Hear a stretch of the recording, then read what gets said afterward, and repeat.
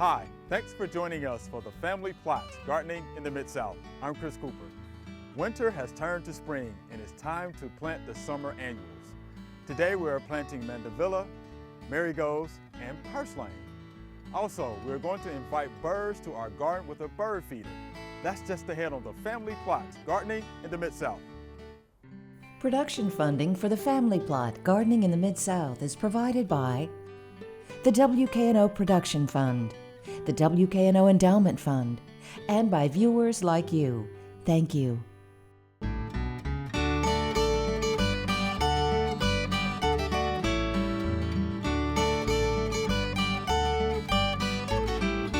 Welcome to the Family Plot. I'm Chris Cooper.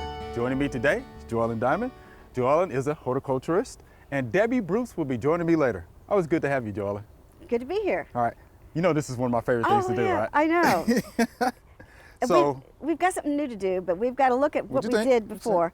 Look, we picked the right cabbage that lasted through all the cold weather. It is now starting to bolt, which means it is starting to bloom. And it's nearing its end of its season. It's trying to reproduce and set seed for next look year. At the flowers. It's trying. It's trying. Yeah. But we will be pulling all of this up and starting over again with our spring color. Okay. The pansies did not do well. No. And that's a shame, but they did not do well. I guess the cold was just too much for them. But the cabbage, Dusty Miller, looked great. Dusty Miller really looked great, though. I know. I mean, look at the colors. I mean, it really look We good. might dig them up and save them for another time. Okay, sounds good. Let's see if we can pull them up. Oh, well, It's coming right out that the came ground. up a lot easier than I thought it would. Yeah, these come right up.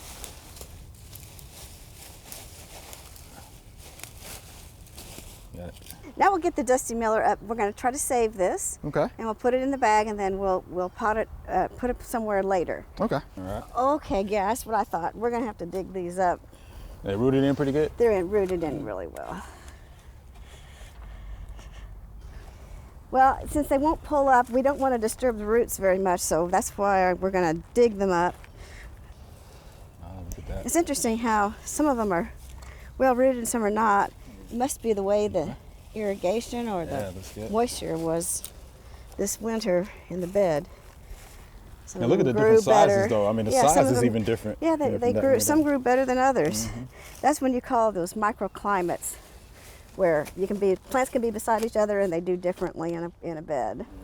Okay, well now we're going to rake the mulch out of the bed because we really don't want to incorporate the mulch in the ground. Okay. It's not decomposed yet. Right. It will decompose on top of the ground, but not yet, and we don't want to incorporate it because we've got some other things that we're going to do. Okay. So I'll lightly move this mulch back out of the way. So the daffodils are going to be okay with you raking over the top of them? Sure. Yeah. They're These tough, tongs huh? these tongs are pretty wide. The leaves are pretty small. Yeah. And we want to keep them there because we want the sun to give them nutrition for them to produce bulbs and flowers for next year. Okay. Looks good. All right. That's good. It looks pretty good, but we can improve it with this compost that we're going to put on the ground. This is just compost that we have from around here that's composted. It's nice and rich, loose. Looks good. And will be a great addition to our bed. We're going to just take shovelfuls and just evenly distribute it across the bed. Yeah, when you're amending a bed like this, we don't want to put more than about 20% amendment to the bed.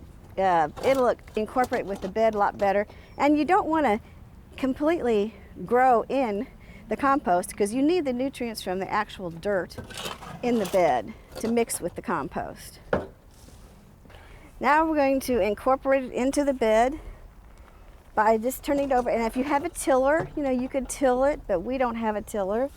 So we're just going to turn it over. And you'll never notice that the compost was there because it's going to mix with everything else that's here. Yeah, as you see, when we're mending this, we're getting some clods of dirt that the compost will help break that up and turn it into some nicer soil.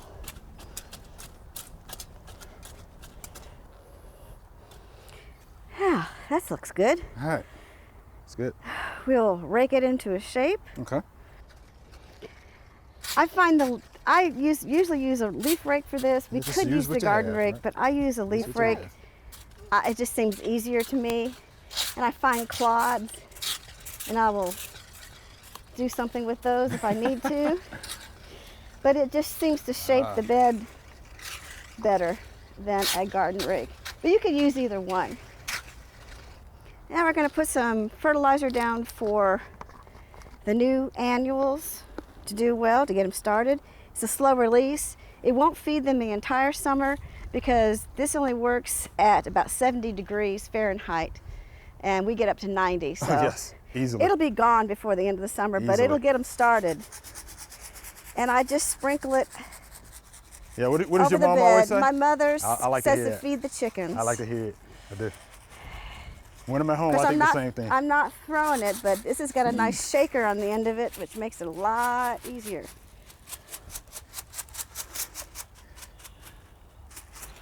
Oh, the chicken's gonna be well fed. That's good. I like it. Yeah, you don't want to over fertilize. You just want to Yeah, give them sure. enough nutrients that, Yeah. they can be vigorous and grow. All right, now we'll right. put our mulch back over it. And a lot of people say, why did you plant and then mulch? Yeah, Well, there's it's plenty a of mulch lot back there, too. easier to move mulch away and then plant your plant and put the mulch right back than it is to try to get mulch around all these little plants. So Which is what I was doing before you showed me how to do it. Yeah. So it's a lot it works, easier folks. It works. to mulch and then get them out, get the mulch out of the way to plant the flowers back. All right, we're ready to plant. Okay. We are not going to plant in rows this time. We're going to do a little bit of overlapping groupings of plants just to see how they do. Okay. And we're going to take a cues from this bed where the outside and the edges tend to stay dry. Yes. And so we have gotten some portulaca for that likes it Oh, it's dry and sunny, which it is here, even though this bed does have irrigation in it. Okay. So we will see if this does well Shall in see. the dry areas that are on the edges. Okay. Next, we're going to put in marigolds, a swath of marigolds Yeah. to go around that. And then in the wettest area, we're going to put these Mandevilla. These are upright mandevillas. These aren't the vines. These are the upright plants. We'll see how bushy they get and how they look with all of this too. Okay. What do you think about the colors? Orange and reds, all the same color, but slight variations. Yeah. But there's different textures. There's different growth patterns. This is going to be flat. This is Yeah, going I to like be that. this would be a spiller, a filler, and a thriller. Mm-hmm. If you're going to do that for a container. Gotcha. These would look good in the camp, but they'll look good in the bed because they have the same characteristics. Got it. And we took into account that these will get fairly big. Okay. So we're not going to crowd these plants. We're going to give them room to grow Okay. at their mature size. Are any of those plants considered pollinator plants? All of these are Okay. pollinator plants. Good. We like the pollinators. And we got to kind of ignore the daffodils because they will die down and not Sure. be there. Okay, so let's go ahead and plant these because they keep falling over in our lovely wind that we don't normally have here. And what we'll do is we'll move the mulch out of the way All right. and dig our hole. Okay. And how deep are we going? Well, you have to take this out of the container. Okay. You see, I'm going to move these roots around a little bit because they're kind of matching the container. I want to stop so I was that gonna ask you, circulating, so they're circling plant. Okay. And so you want to plant it so the top of the soil is at the soil level that the plant is in the container. Okay. So these are fairly big. This is our largest plant. Yeah. So we'll have to dig pretty good size hole.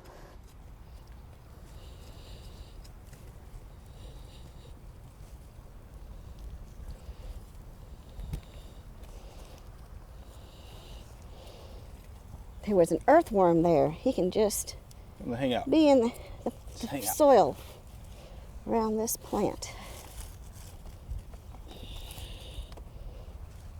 Next, we're going to go and plant the purslane on the outside, and end up with the marigolds on the inside. This is going to get fairly large, and it hugs the ground a lot, but it likes sunny and somewhat dry conditions, and that's what the edge and the end of the bed down here is. Okay. Again, we'll move the mulch away. All right. Dig down a hole and plant it at the same level that it is in the container. Put it at soil level, the soil around it, put the mulch back. Oh, these are good and watered. That's good. And we'll have to water this in when we get done because the soil is a little bit drier. Okay, lastly, we have our marigolds to plant in between. And we will ignore the daffodil greenery that is trying to get energy for next year's flowers. And we're just going to set these. Now, I usually set things out before I plant because I like to see the spacing and see how it's going to look. I don't just plant everything as I go because you might end up with not enough and you've not spaced it correctly according to the size the plants will get. So it's a lot easier to set it out first. Move the daffodil leaves out of the way, the mulch, get down to the bed and plant. Again, don't plant them too deep or too high. Got it, got it.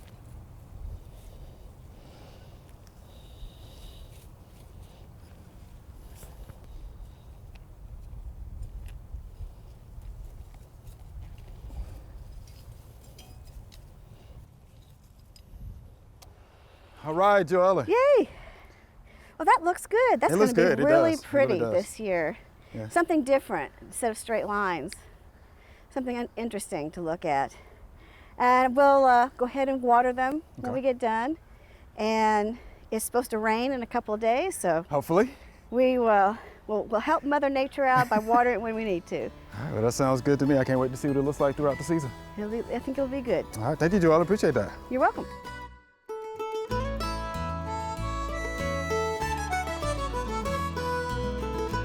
All right, so we have another winter annual weed. This would be wild violets or Johnny jump ups. They have waxy cuticles, so they can be very difficult to control. They have beautiful flowers. Some of the flowers are purple. They have a little white in them. Some are actually pink as well. So again, winter annual weeds, if you want to control them, you have to use a broadleaf weed killer. Or if you don't want to control them, they're beautiful flowers. Again, we're the one that call them weeds. They're actually nature's wildflowers. All right, Miss Debbie, we're glad to have you here today. Well, thank you for having me. It's a beautiful day. It's a gorgeous day. We're outside of the studio. Bird feeders. Yes, I'm excited. I am. We're excited about this. I am. This is a beautiful area. You guys must be covered up with birds and you don't even know it. But putting a feeder in is going to pull them out of the canopies of the trees, and hopefully you'll enjoy some of them. Hopefully we will. All right. Yeah. So let's go ahead and get started with the demonstration. Okay, I've brought a pole system. We're going to start with a base pole, and we're going to put it into the ground. The pole actually has a hole in the center. And the reason we selected this site here, not only because of its richness and habitat, but we want to be at least 12 feet from trees because, of course, you have squirrels here. Of course. And squirrels can jump 12 feet across. So we're trying to make it a little more difficult for them. So we start with our base pole and we turn it into the ground, and we just keep turning and we just keep turning. And we want to get it in a good 12 to 18 inches, believe it or that's going pretty good. You want to turn that for you, Miss Debbie? Sure, Let me turn go that for it. And you just tell me when. Okay. The ground's going to tell me when, one or the other. It might. You might find a tree root.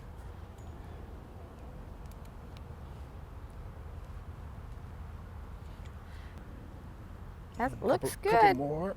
Oh, yeah, That looks good. Okay. All right. Okay. Thank you. Okay. Now, the next thing we're going to add to our system is a stabilizer. Nothing is worse than when you put a pole in the ground, you look out your window and you have a slanted pole.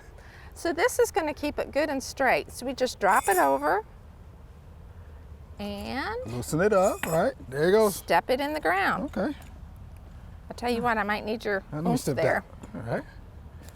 And get on that side.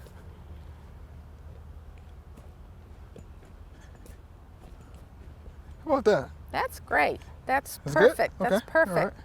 Now we've got a good straight base pole that's going to handle a lot of weight, and Okay. it's nice and straight. The next thing we want to do is to give it some height. We're targeting birds that want to eat at a height, at elevation.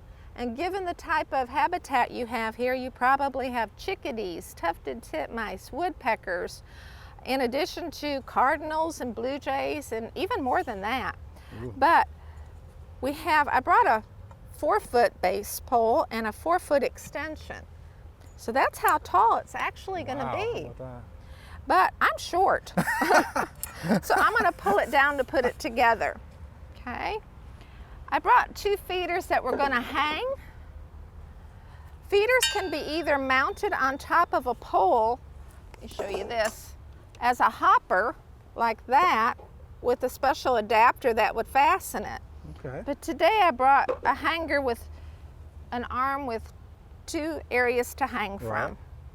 And I brought 2 on purpose to bring 2 different food sources. Good. So we're going to hang one from each side. Okay. And then just to give it a finished look and to make you smile, I brought a cardinal. Ah. Okay? How about that? So that'll make it look very, you have a bird on your feeder already. Yeah, okay, look at that, on your a cardinal, setup. okay. Yeah. Folks So around now- this area familiar with cardinals? Yes. Yeah. You get it on there? And we push the button in and we lock it in place. Okay, good. Okay? All right. I forgot something. Because you do have this treed area, you're going to have critters. Uh-huh. So we need to install our baffle. Okay. Want me to hold that for you? If you would, will. please. There you go. Okay. I brought 2 different baffles. One is very tall. It's to take care of raccoons, squirrels, possums, chipmunks. And this one is for squirrels, possums, and chipmunks. But I would pretty much bet that you have raccoons here. So we're going to go with the too. raccoon baffle. Let's see. Let me put that up Okay. there and see. Yep, that's good. Good. This is called a baffle ring, and it's going to hold this on to the pole. Okay.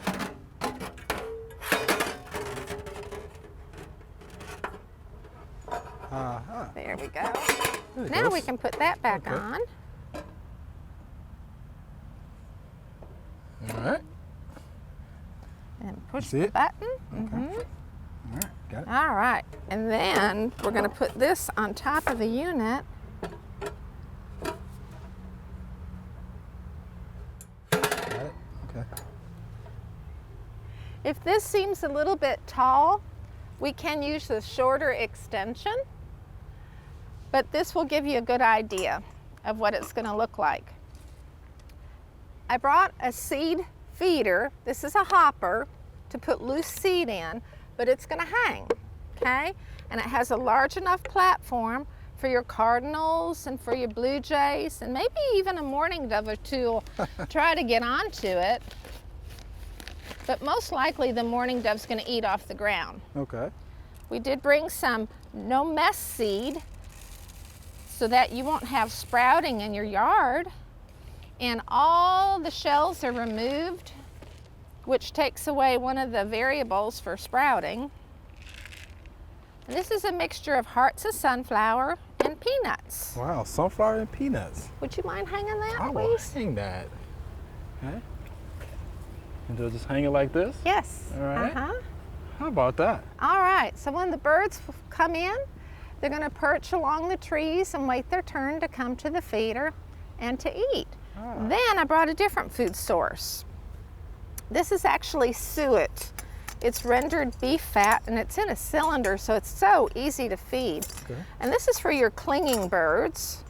Woodpeckers, chickadees, tufted titmice would like this. Carolina wrens. You're targeting insect-eating birds with suet. Oh, okay. So that'll go on the other Let's go side. there. All right. There it goes. How about Thank that? you. Okay. Now you've planted your system and it's all set to go. The only way I would tweak it is I'd probably pull the baffle down maybe about 10 inches. You want to protect the lowest point. But you've planted your system, and now you just need to be patient and wait for the birds. Sometimes it's immediate response, sometimes it takes up to 6 weeks. Okay. But given the time of the year that we're in, their food consumption is at a high right now because they're busy with nesting and need extra energy, so I don't think it'll take long and you'll have visitors at your little buffet here. I'm excited, Miss Debbie. I can't wait to see the birds Let me know come and who have comes. their food. All right, we will definitely do that. Thank you again. You're welcome. All right.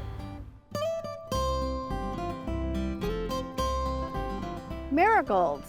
These are nice annuals that are good for color all season long, and these are one of the last to die in the frost. We're going to plant these as attracting butterflies to the butterfly garden, and they will bloom all summer long. So we'll take one of them out of the cell carefully. They're nicely rooted. We will dig our hole, but we will not bury it. We'll only plant it up to the surface of the soil that is existing. There are actually 2 different types of marigolds. We have planted the French marigold, which is the smaller, more dwarf marigold that only gets around to 12 inches. There are African marigolds, and they get huge, but they have very large blooms on them, but they don't bloom as profusely. And then in the winds and the rains and in the summertime, it just breaks them apart and they fall over. And so I really like the French marigolds because there's more blooms on them and they're more uniform and they last better in the landscape. All right, Joellen, you ready? I'm ready. Here's our Q&A segment. Yes. These are great questions. They You ready are. to dive in? I'm ready. All right, here's our first viewer email. What is causing the dark black spots and yellowing on some of the leaves of my tropical Duranta? And this is Susan from Memphis, Tennessee.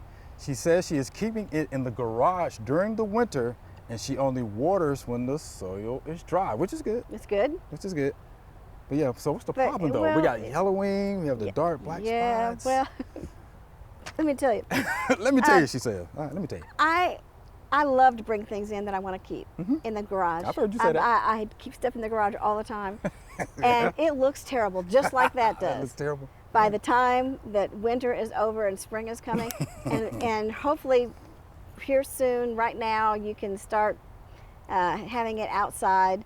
I think air movement, because in the garage there's no air movement. Yeah. So if there's any kind of disease on it, it's going to show up on the plant. But I think it can overcome it if you take it outside, give it a little fertilizer, some sunshine, and being outside in the air, I think it'll recover. Yeah, so the air movement is very important. Air right? movement, Yeah, inside that's of a very- garage, like my garage, Yeah. it'll be dark, it'll be damp, Yes. it'll be cool. Well, and this is and the no thing. air movement. When we have cars in there, so we go in and out. So when it's really cold, I really shove it up in the corner and put frost protection all over do it. that? Okay. You know, so it saves it, but they look terrible by the end of the winter. I agree. Yeah. Yeah. So there's a couple of things here. So the dark black spots that I saw on there, Sarcospora leaf spot. Yeah. That's what that is, It's- right? So what you it's- can do, just pull them off. Yeah, I was gonna say. The yellowing leaves, just pull them off. I was hoping that Pull 'em off. just taking them outside and letting Mother Nature Yeah. take care of things will help it. Yeah. But yeah, if they really bother her, she can pull them off. Yeah, yeah. So there you have it, Miss Susan. Thank you much. Yeah, let them come on Good. outside. Yeah. All right, here's our next viewer email. This year, as I've been prepping my garden, I have found these really large worms. After some research, I'm afraid these are Asian jumping worms. Is this correct? And what do I do now? And this is Carrie from Marion, Arkansas. So we Oh, appreciate yeah, the that's nice. picture. So what did Yes, you think good. about it? It looks like a normal It's large just a earthworm large to me. earthworm. Yeah, that's what it looks like to It me. doesn't look like. I mean, the Asian one, the ones that jump around, they don't have the same coloring, and they don't have the. They just don't look like that to me.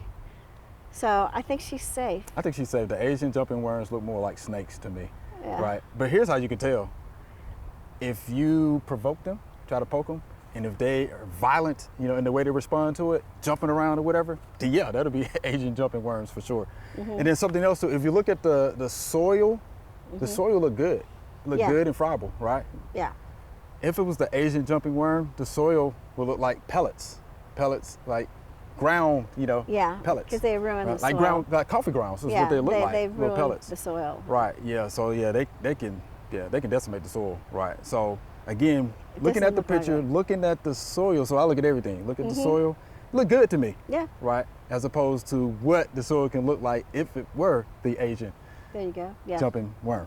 Yeah, but just, if you poke it or whatever, it's jumping around. And I think that's a telltale sign. do know that that some of the earthworms will do that too.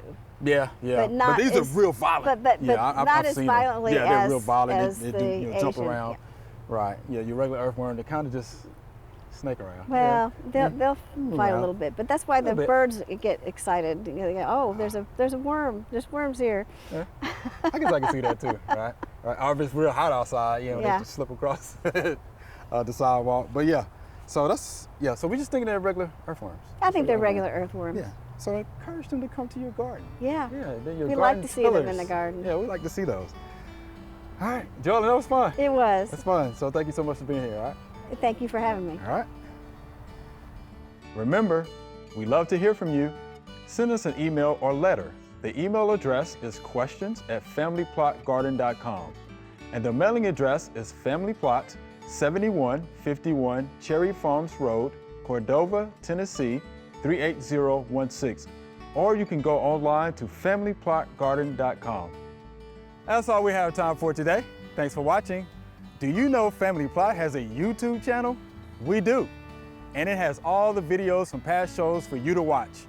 We even have a playlist with the 20 other plantings we have done in our annual bed. One might be exactly what you're looking for your yard. It is the Family Plot Garden channel on YouTube. Be sure to join us next week for the Family Plot Gardening in the Mid-South. Be safe.